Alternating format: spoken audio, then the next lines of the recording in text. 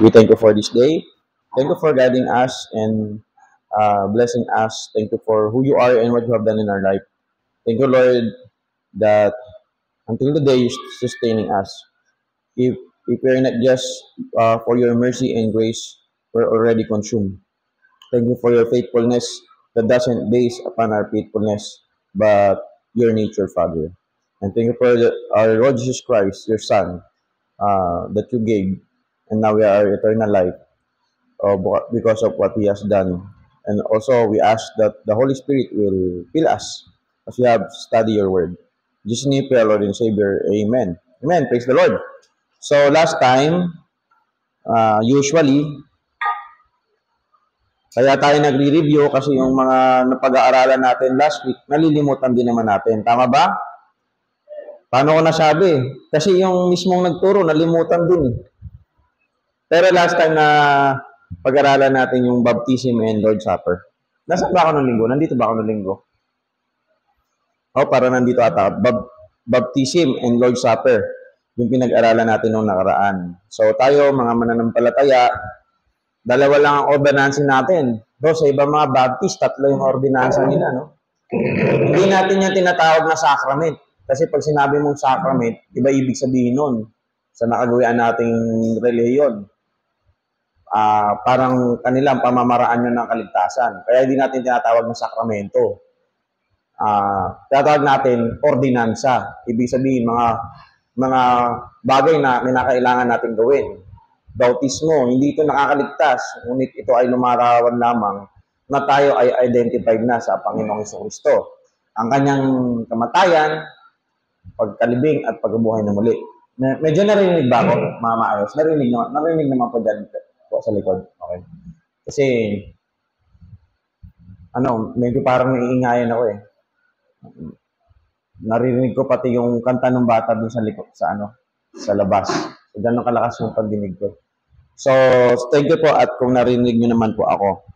Ngayon naman, so, bautismo at Lord's Supper. So, Lord's Supper is a time, kung merong mga church conflict sa mga kapatiran, that's a good time na pagkaisahin tayo, i-confess yung ating mga kasalanan. So, ang katulad nito sa ating nakagawiang relihiyon ay yung komunyon. So, komunyon din naman yung tawag, pero iba lang yung kanilang interpretasyon. Yung mismong ostya na kanilang tinatawag ay nagiging mismong literal na katawan ni Kristo.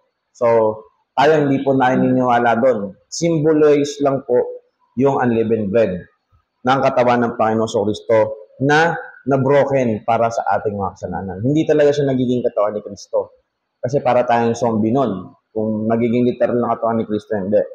So, ngayon naman, just bear with me sa mga bisita po natin. Baka hindi natin, hindi familiar yung mga pinag-aaralan. Okay lang po yan. Ang pag-aaralan po natin ay perseverance of the saints. So, ang ibang mga groups, hindi nila ginagamit yung word na perseverance. Ang ginagamit ay preservation. Okay din naman. Preservation of the saints or perseverance of the saints. Kaso nga lang, nakagawian na kasi yung perseverance. So, ano ba yung ibig sabihin nito? Pag sa Tagalog, pag sinabi mong perseverance, ano ba ibig sabihin nun? Anong Tagalog ng perseverance? Pagiging,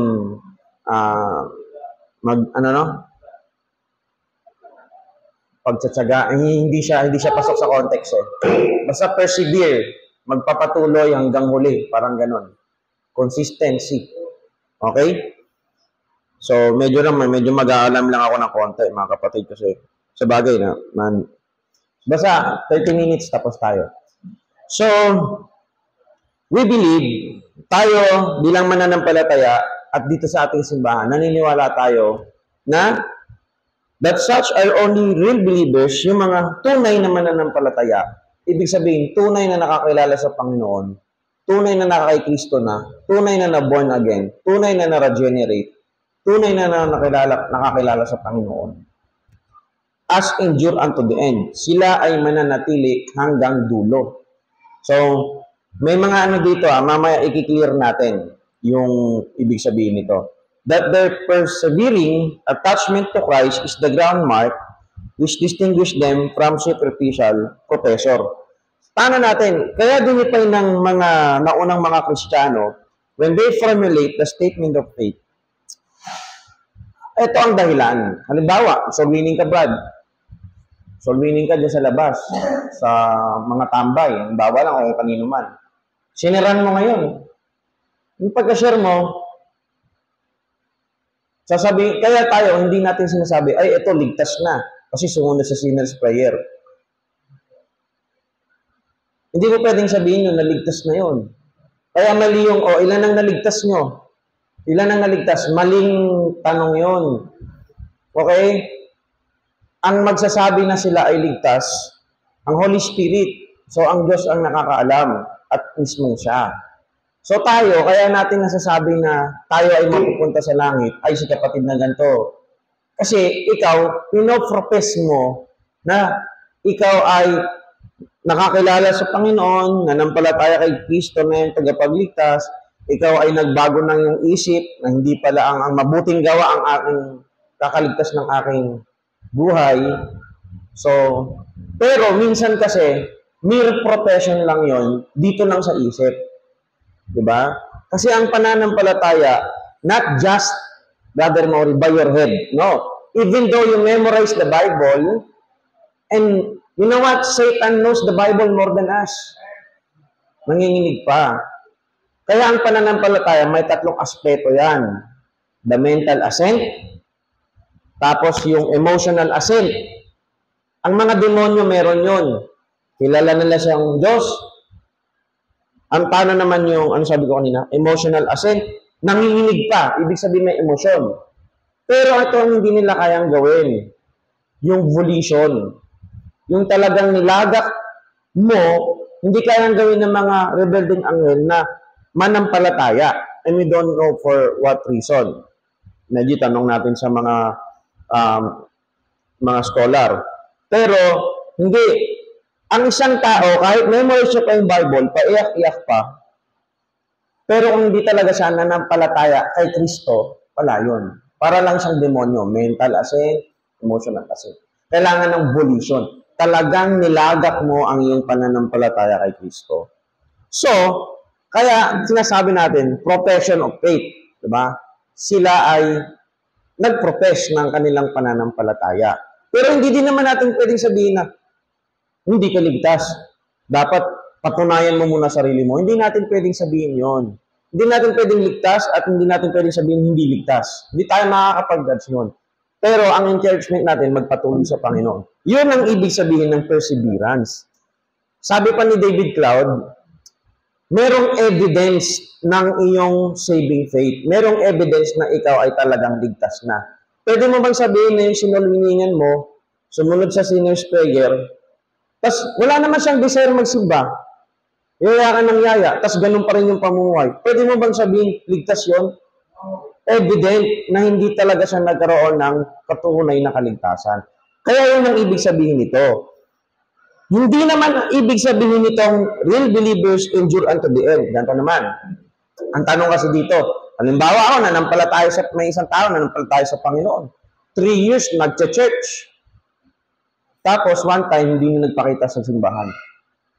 Pwede bang sabihin natin, ay, nawala yung kaligtasan niya?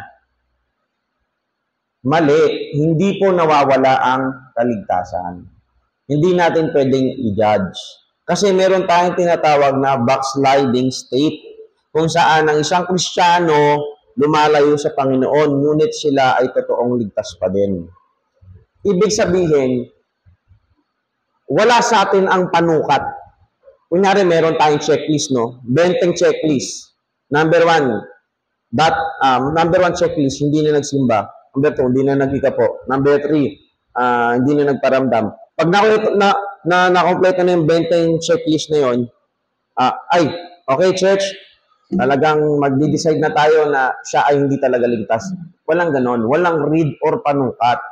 Wala sa kamay natin yun. Kaya tayo, gawin natin yung trabaho natin, i-encourage yung mga nawala na. So, real profession at superficial profession. Ang totoong ligtas, merong evidence. isa sa mga evidence doon, magpe-persevere siya o magpapatuloy siya sa kanyang pananampalataya. That a special providence watches over their welfare and they that keep the power of God through faith and prayer salvation. Ibig sabihin, once na ang tao ligtas na, nakakilala na sa Panginoon, hindi na mawawala. O sa mga bisita po natin, okay, sa mga bisita natin, sa ating nakagawi ang relihiyon, kahit ang kanilang mga tagapagturo, tanungin mo, hindi rin nila alam kung saan sila mapupunta pag sila ay napunta sa langit, pag sila ay namatay. Ganito yan. Kahit, sabi nila, saan po ba ako mapupunta? Saan po ba tayo mapapunta pag tayo ay namatay? Sasabihin sa atin, ay, walang nakakaalam. Wala daw makakaalam. Ibig sabihin, para lang tayo magtotoskoy nito kung pupunta tayo sa langit o impyerno.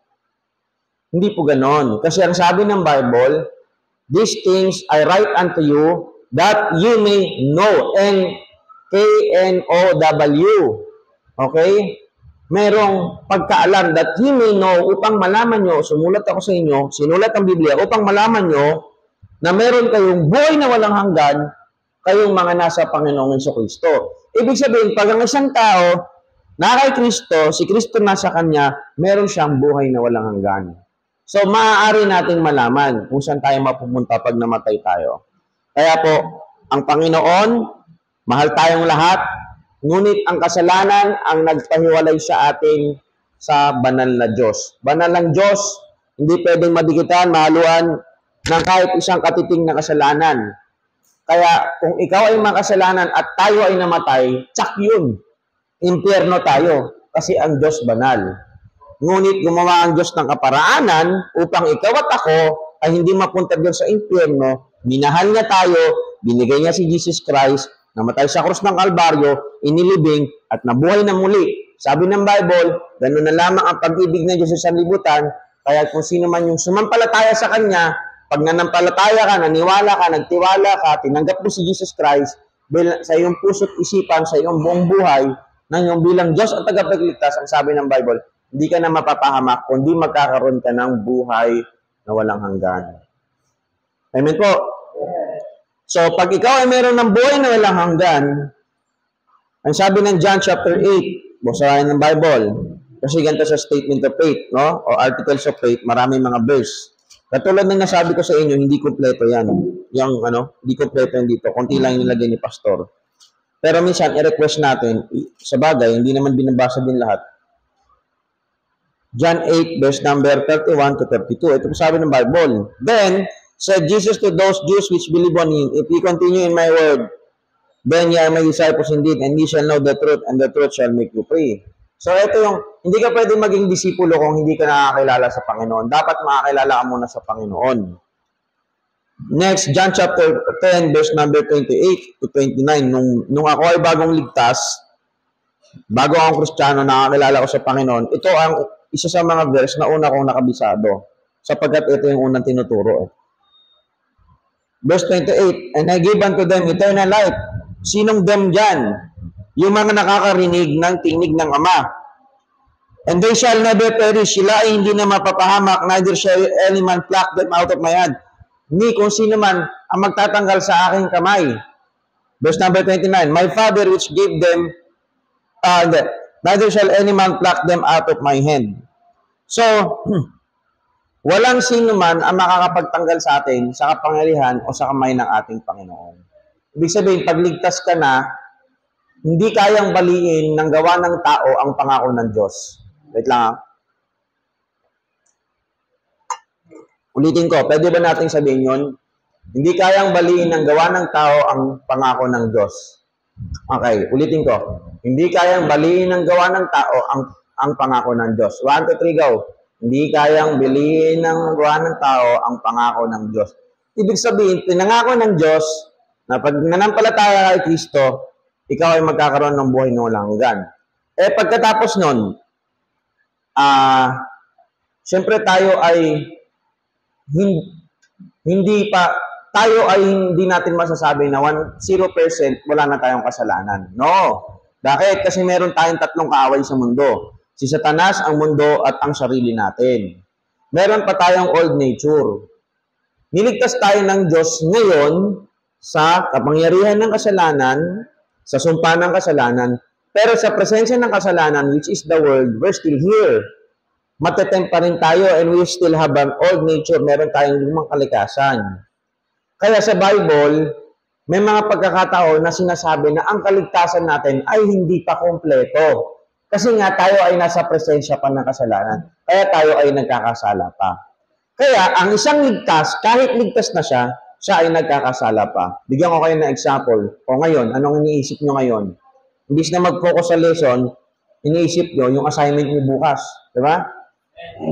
Tapos, yung sports mo. Tsaka yung level up games. Hindi ka kasi nag-games eh. Napaganon si sister. Hindi. Or yung mga bagay na hindi magaganda. So, kahit nakaupo ka dyan, nagkakasala tayo. So, magkakasala ka, ngunit ang kasalanan mo ay hindi yan ang magiging dahilan para mawala yung kaligtasan mo sapagkat hindi nawawala ang kaligtasan. May iba naman kasi, may kaibigan ako mga Pentecostal eh. Sa kanila, nawawala yung kaligtasan.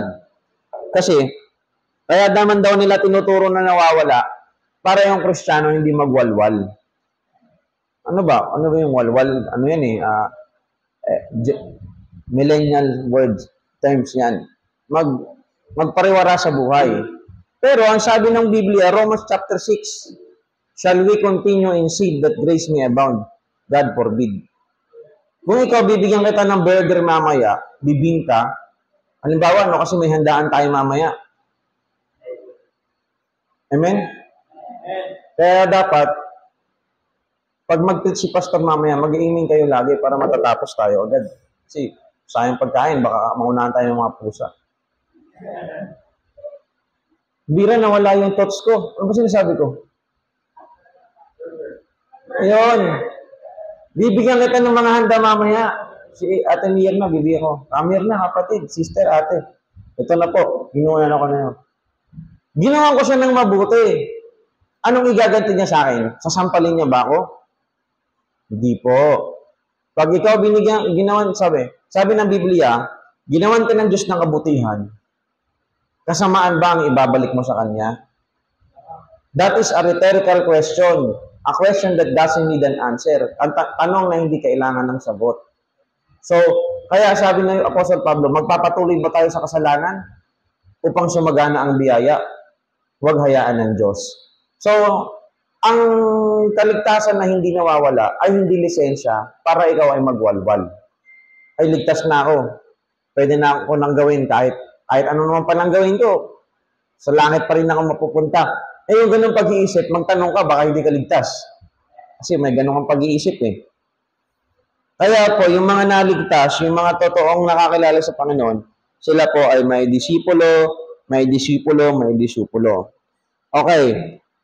Last verse na titingnan natin bago tayo pumunta sa ating lesson. Meron na lang ako 15 minutes eh.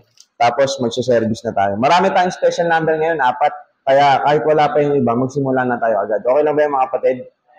Oo. Kasi para bakbakan na agad. Romans chapter 8. Kasi marami pa tayong program. May program pa tayo kay Pastor Bong. Romans chapter 8. Kaya siguro baka magsimula na tayo 1:45, 1:30 sa hapon. Verse number, one of our favorite verses, passages in the scripture. Verse 35, who shall separate us from the love of Christ? Sino ang makakapaghiwalay sa atin sa pag-ibig ni Kristo? Shall tribulation, ang paghihirap ba, o distress, persecution, pag-uusig, famine, kagutuman, nakedness, kahuburan, or peril, or sword? Now, itong nakedness, matinding matinding word. Akala kasi nating nakedness, talagang parang hubad lang. Pero ibig sabihin nito, wala ka na talaga na kahit damit, wala kang may suot. Kahit yung pulubi, meron pa eh. May suot eh. Tsaka sa Bible, yung nakedness sa kanila, yung ikaw ay, pag inner shirt lang yung suot mo, nakedness na yun. Paano pa kung wala yung inner shirt mo? Sobrang nakedness na. Or peril or sword. As it is written, for their sake we are killed all the day long. We are accounted as sheep for the slaughter.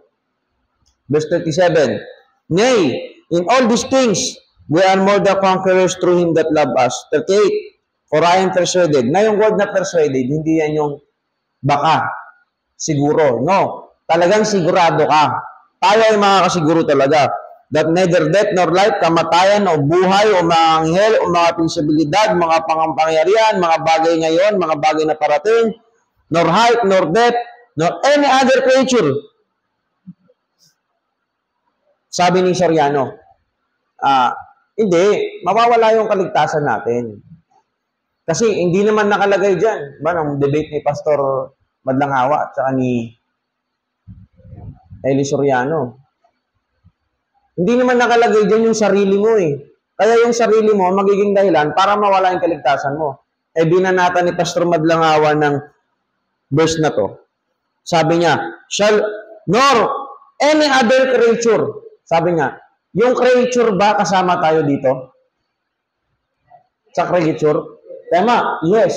Ang tao, creature yan. Mismong sarili natin shall be able to separate us from the love of God which is in Christ Jesus our Lord. Napakatindi nun mga kapatid. Kahit ikaw, yung sarili mo, hindi mo pwedeng sabihin sa Diyos, Lord, ayoko na ang maligtas, babalik ko na sa iyo ang kaligtasan ko. Hindi pwede yun, walang ganon. Gusto ko na ka palang mapunta sa impyerno kasi yung crush ko, ayaw niya pumunta sa langit. Kaya sa impyerno na lang din ako. Kaya Sister Ruth, hindi pwede yun.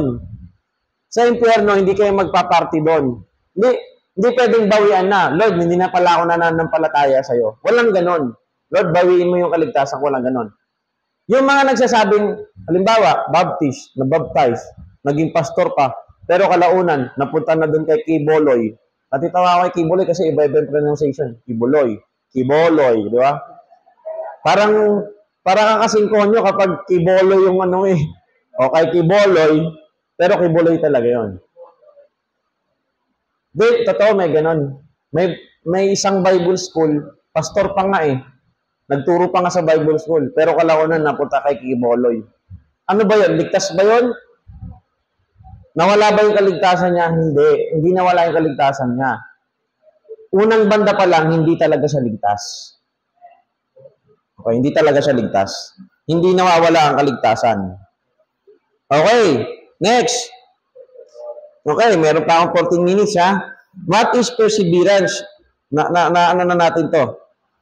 Matakil na natin pero basahin natin. Itself carries with implication of steadfastness, patience, and persistence. Okay? Next, the permanence of salvation. So tayo, ganito yan eh. Ewan ko ba sa mga losing salvation teachers, sa nagsasabi na nawawala yung kaligtasan, kung paano nila tinitingnan yung alam nyo, ang kulto, hindi nila kayang gayahin yung turo ng one save, always save. Kasi, hindi nila naranasan maligtas. Ganito yan. Yung iba ayaw ng one save, always save. O sige, sabi naman sa akong professor, eto matindi to, walang pwedeng bumangga dito. Once justified, always justified. Kasi ang justification, just as if I never sinned. Tipong parang hindi ka nagkasala kahit kailanman. Yung justification, ang Diyos Ama, tayong makasalanan, itinuring niya tayo na matuwid. Positionally. Positionally, itinuring ka ng Diyos, okay? Nakaposisyon ka na parang hindi ka nagkasala. So, paano mo babanggain yun na nawawala ang kaligtasan? Hindi pwedeng banggain yun. Once justified, always justified. Once saved, always saved. Once truly saved, always truly saved. So, yung mga nagsasabing, dati, kaya tayo, si Pastor Bong, dito sa church, pag binautismoan, hindi agad-agad tayo nag-i-issue ng baptismal certificate. Tatanungin ko kayo, ba't kayo kukuha ng baptismal certificate? Isa lang ang reason. Pwedeng inyong valid certification ng pagkatao nyo. Pangalawa, kung magpapachange kayo ng name sa civil registrar. Civil registrar. Tama ba? Tama. Civil registrar. Pero kung wala kayong point, i-display nyo lang sa bahay nyo, hindi pwede. Bakit? Kasi baka, pag may bumisita sa inyong mga kulto, nakakita yung, ikaw pala ay ganito, baptist. O sige, bigyan kitang 3,000. Paanib ka sa amin. Papa-interview ka ngayon sa TV, sa stasyon nila. Ito po, katunayan na ako ay baptist dati, Wala na. Yun ang dahilan, Kuya Tirs. Hindi tayo kaagad. Hindi tayo, merong ganon. Hindi tayo kaagad nag-issue. Ngayon, bago mangyari yun, ang gagawin ng church, mag-i-issue ng certification tayo. This certifies that Brother Ryan Bart is no longer member of Pilgrim Bible Baptist Church. Kasi, nandun ka na Nagpa-convert ka na sa ibang religion. Ngayon, gagawa na naman ako sa vlog ni Brother Adrian. Di ba? Kasi nga rin, may stasyon na si Brother Adrian. Ito pa, nagpapalabas na matagal na po namin siyang hindi member. Kaya yung mga papel-papel, yung seal, importante yan. Kaya mga kapatid, kung kukuha kayo ng papel sa church, kahit anong papel, hanggat maaari mag-love kayo. Kasi oras yung binabayaran ng gumagawa. Bumili ng selyo, bumili ng papel, oras, yung ink, etc. etc. Hindi naman lahat love gift. Pastor, nagtatites naman ako Hindi. Kahit kumuha ka ng certificate of indulgence sa barangay, magbabayad ka pa din. Konting parinig lang yun, konti Okay lang? Nagparinig lang ako ng konti. So, mag-love gift kayo ng konti para maibili ng ink. Okay? Halimbawa, yan, yung magpapadedicate ka ng baby. Karamihan, hindi naman kayo nagla-love gift Dapat, mag-love gift kayo para may pambili ng ink tsaka pang maintenance ng So, sa mga magpapadedicate iba yung love gift nyo kay Pastor Bong, tapos iba pa yung love gift nyo doon sa anong tawag doon? Sa custodian na gumagawa. Kasi pang maintenance, pang bili ng printer, etc. etc. So, nagkakaintindihan po ba tayo mga kapatid? Wag nating abusuhin, Wag nating abusuhin yung kabaitan ng ating mga leaders. Hindi naman tayo dito, alam niyo, iba kasi, may kaibigan ako, yung kaibigan ko, sabi niya, friend, pag-pray mo naman ako kasi meron akong kakaunsilan. Bakit? Doktor ka, bakit kakaunsilan mo yan? Kasi, itong pasyente ko, na-trauma. Na-trauma ko itis. Bakit? Kasi dun sa dating ng sinisimbahan na Pentecostal, kaya nag-guest pa yan kay Tony Gonzaga sa Tony Talks. Pinipilit silang mag-loan para makapagbili sa church. Aba, matindi Anong tawag doon? Mga scammer, mga hindi totoong sa Diyos. Amen? Dito never sasabihin ni Pastor Bong, mga kapatid, lahat tayo mag-loan sa pag-ibig at ibigay nyo sa church. Walang ganon. Amen ba? O, mapalad po kayo. Hindi kayo napunta kung saan sa ang Christian church. Sa atin, ang giving natin maganda, biblical. Ano pa po? Hindi nawawala ang kaligtasan. Salvation is of God from the first to the last. Tandaan natin, sa iba kasi, 50% sa'yo, 50% sa Diyos. Mali yun. O plus, yung salvation, 50%. Yung faith mo, 50% equals 100%. Sa langit ka mapupunta. Walang ganon. Ang kaligtasan, lahat sa Diyos. Amen po, mga kapatid? Okay, next. Ito, can we lose our salvation? Sister Giselle? No, we cannot lose our salvation. Sige, basahin natin lahat. 1, 2, 3, go!